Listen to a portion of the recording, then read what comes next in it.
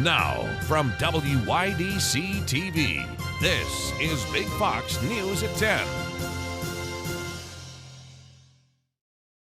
For the first time in about a year, people are starting to talk about returning to normal. What will it take? How do we do it safely? And where do we draw the line?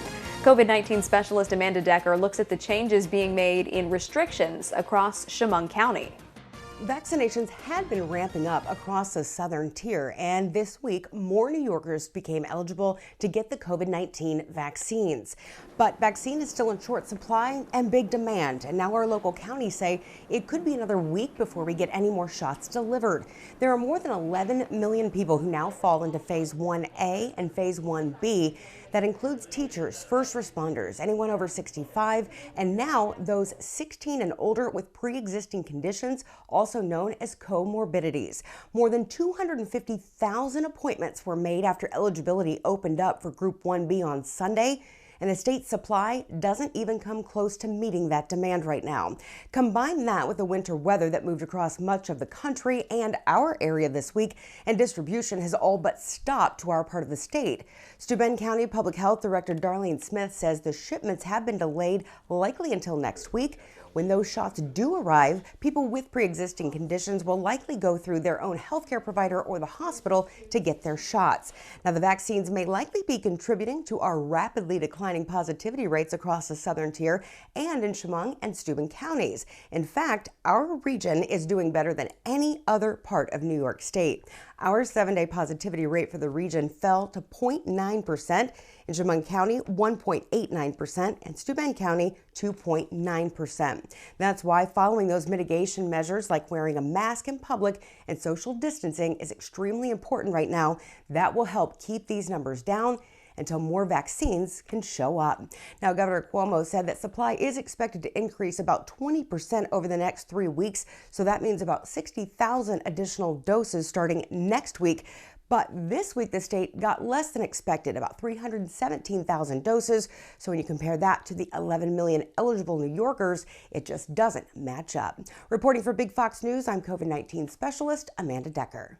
The Village of Bath has named a temporary officer in charge of the Bath Police Department. Officer Colin Taft was named to the role after the former police chief, Chad Mullen, resigned last week.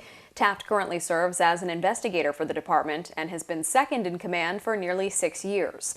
The Village of Bath is currently examining what to do with the police chief position going forward. New York City Mayor Bill de Blasio announcing a new push to fight anti-Asian hate crimes on Tuesday. The city is launching a new website to help people report bias or crimes against Asian people.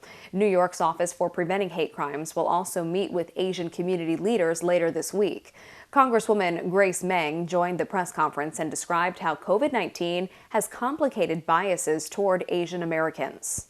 Since the beginning of this pandemic, our Asian American community has been suffering and fighting basically two viruses. Before COVID-19 even hit us here in New York, we have already seen our members and small businesses fight the pandemic of anti-Asian hatred.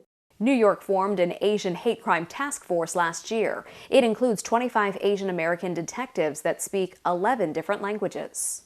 Tonight, an ambulance stolen in Sayre has been found. Sayre police say the ambulance was stolen around 6:30 this morning from Robert Packer Hospital. According to the hospital, the suspect may be a patient who was at the emergency department. We'll update you as police release more information. A New York father-to-be has died while setting up for his family's gender reveal party. Police say 28-year-old Chris Peckney was preparing for the event at his home in Liberty. He was working with a device meant to release colored powder. It went off, killing Peckney and injuring his younger brother. Michael Peckney has shrapnel wounds in his head and torso and has been getting care at a nearby hospital. Mourners have placed these candles and flowers at a diner that the family owns. The silver screen will soon sparkle again in Corning. After nearly a year of being closed because of COVID, the Corning Palace Theater is preparing to reopen. Big Fox News' Matt Kleindienst has details. Good evening. Corning residents will finally be able to see a movie at the Palace Theater this weekend, and the theater is working to make sure your movie-going experience is a safe one. After being closed for 11 months due to the pandemic, the Corning Palace Theater is preparing to welcome moviegoers on Saturday. There's quite a bit to make sure we get all our concessions back in and getting everything as clean and sanitized as possible. Governor Cuomo initially allowed theaters to reopen at limited capacity back in October, but due to parts of Steuben County being in the yellow zone, owner Tiffany Ely says they had to wait a little longer. So we've been just waiting and watching those numbers and waiting for them to drop, and they finally did. The movie-going experience will look a little different starting on Saturday.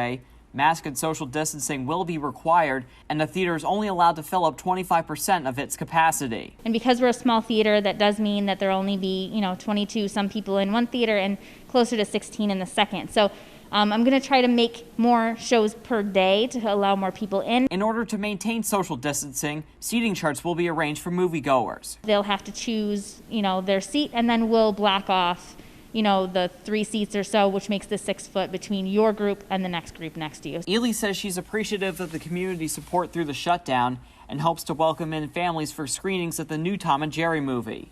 Matt Kleinden's Big Fox, WYDC in Corning.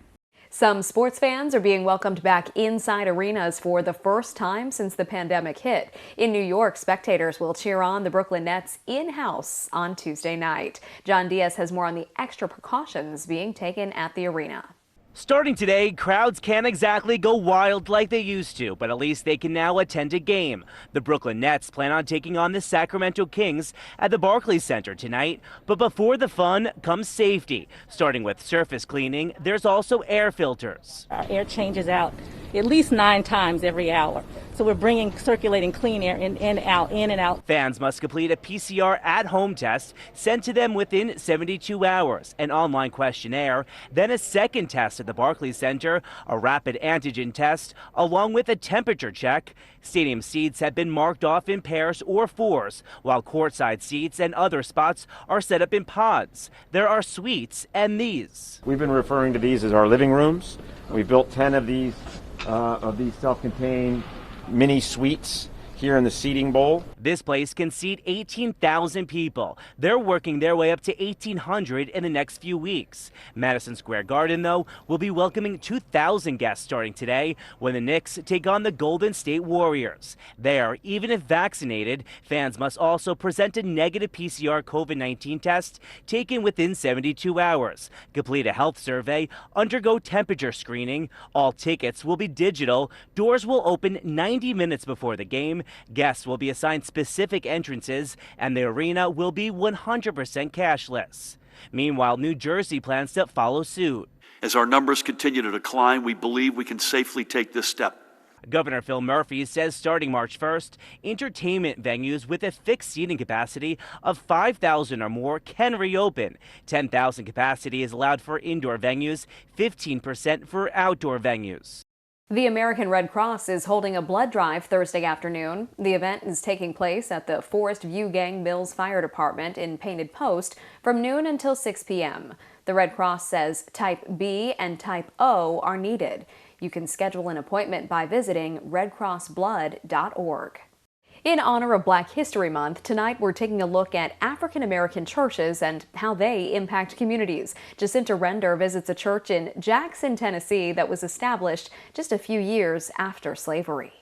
In African American history, the church has long been the center of Black communities. In Jackson, one African American church was established a few years after the Emancipation Proclamation and has been impacting the city ever since.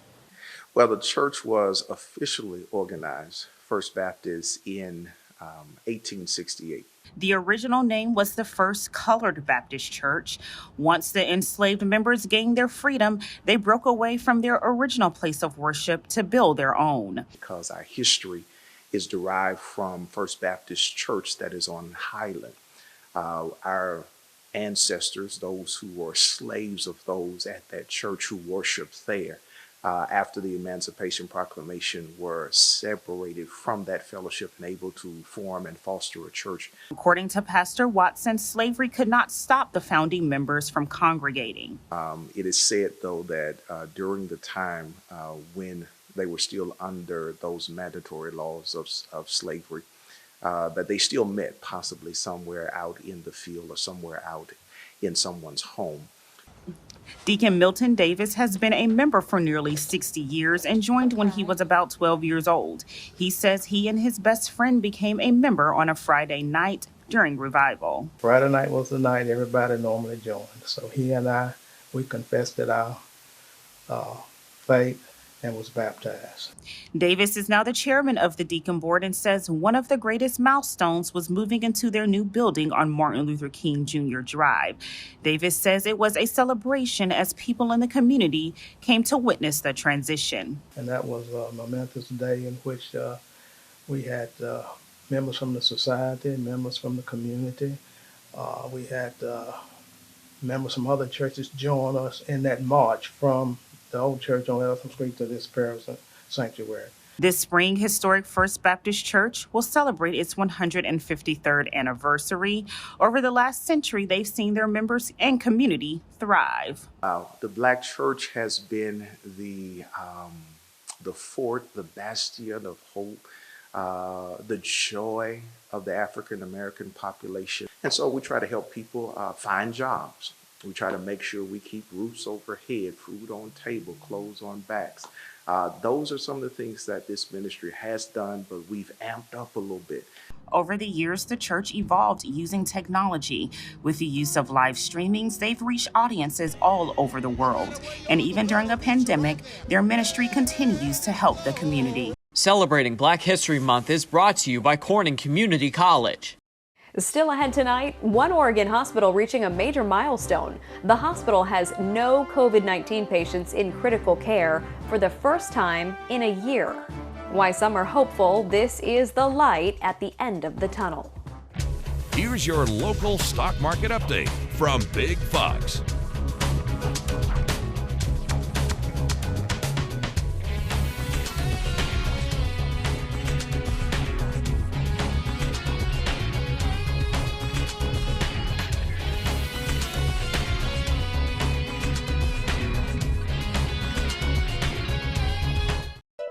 Now, your Twin Tiers forecast from Big Fox. Tonight's Big Fox forecast is brought to you by William Mattar.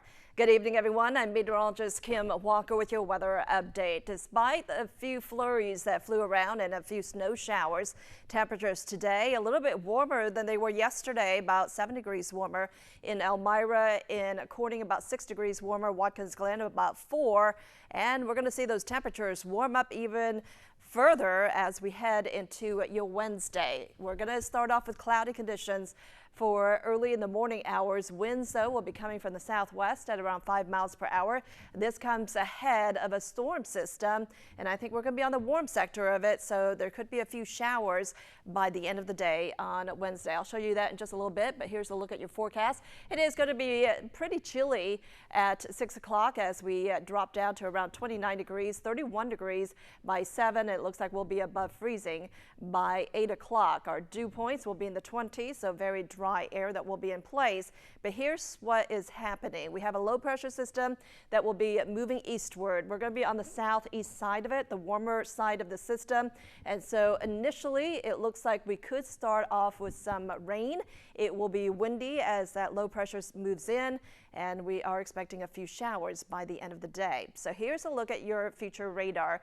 During tonight, we are expecting some cloud cover starting off the morning hours with mostly cloudy conditions, and then as we head into the early afternoon, notice some of the green that's showing up. Those are a few showers, a few sprinkles that will be moving in, and it will start to increase by 3 o'clock in the afternoon. And then by 6 o'clock, it looks like we could have a few scattered showers across our area. Those temperatures will be dropping in the evening hours and overnight, and that will switch the rain to snow. So any moisture that will remain will be in the form of snow Wednesday night into Thursday. So keep that in mind. Even though we're going to see warm conditions tomorrow, we are going to see the cold air return very briefly. But then later on this week, high pressure builds in. It's going to leave us with quiet weather, and then another system comes in and it will bring some more snow for Friday and also into the weekend. So here's a look at your forecast. We drop down to around 29 degrees in Elmira. It's going to be just a tad warmer in Corning at 31 degrees. Mostly cloudy conditions tonight, but then by tomorrow afternoon, there is the possibility of a few isolated showers.